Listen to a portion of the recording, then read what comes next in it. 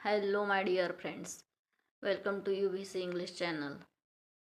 बघा, आपण आर्टिकल्स बघत आहोत. त्यामध्ये डेफिनेट आर्टिकल्स आणि इनडेफिनेट आर्टिकल्स.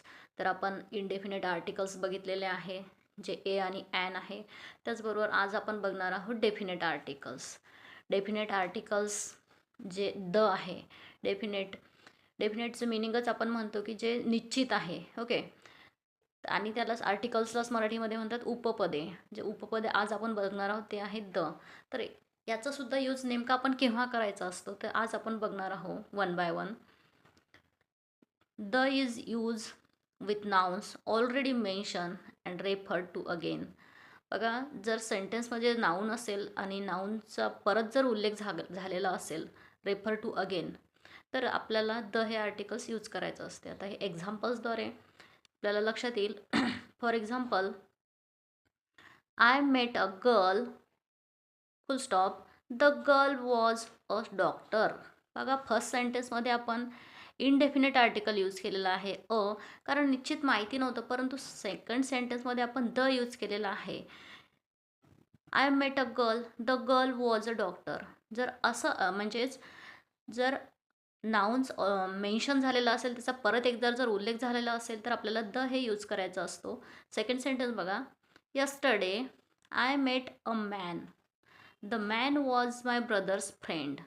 बघा, सेंटेन्समध्ये जर नाउनचा परत जर उल्लेख झालेला असेल, तर आपल्याला सेकंड टाईमला आपल्याला द हे यूज करायचा असतो. देन नेक्स्ट आहे use of definite articles when we speak to things which are the only one of their kind.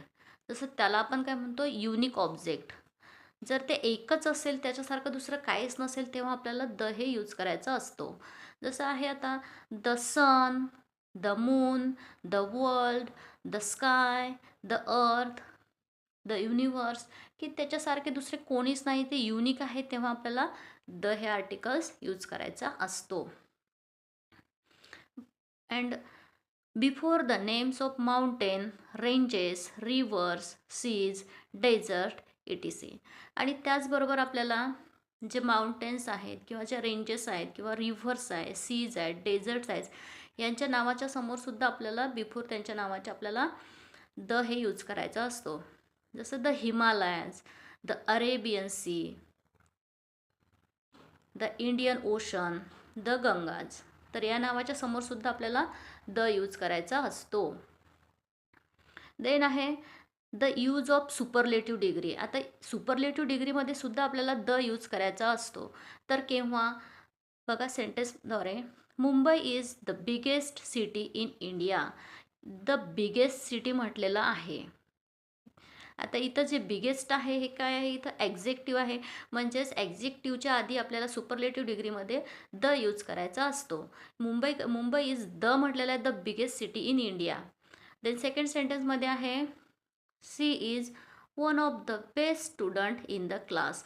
जेव्हा आपल्याला एक स्पेसिफिक पर्सन किंवा थिंग्स आपल्याला सर्वात बेस्ट दाखवायची असते, त्यावेळेस आपल्याला सुपरलेटिव्ह डिग्रीमध्ये ॲक्झेक्टिव्हच्या बिफोर आपल्याला द यूज करायचा असतो, जसं द बेस्ट स्टुडंट्स. तर बघा, अशा प्रकारे आपण हे युजेस ऑफ डेफिनेट आर्टिकल्स बघितलेले आहेत. आय होप हे तुम्हाला चांगले लक्षात आलेले असतील. तर जर तुम्हाला व्हिडिओ आवडला असेल तर लाईक करा, शेअर करा आणि सबस्क्राईब करा. Thank you for watching my video.